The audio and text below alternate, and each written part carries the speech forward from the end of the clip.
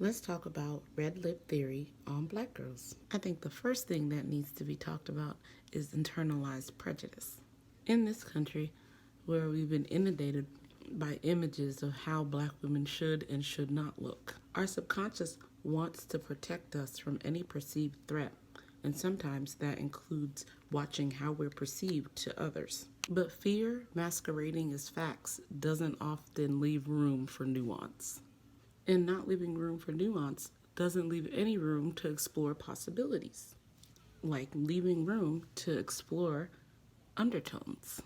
The beauty industry seems to love to make darker skin tones automatically equate to golden undertones, but that's just sometimes not true. Sometimes it is true. Sometimes it's more about texture. Sometimes it's more about depth. Sometimes you have to realize that other people's preferences are guided by their prejudice. And what they want to see on you is not the same thing as what looks best on you. And prejudice doesn't always mean racism.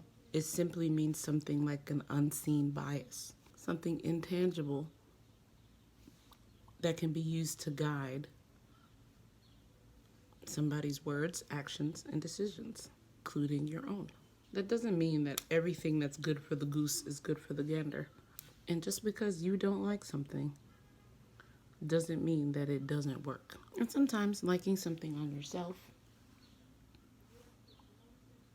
is all the validation that you need. And it's important to note that just because something doesn't work for you doesn't mean that it doesn't work, period.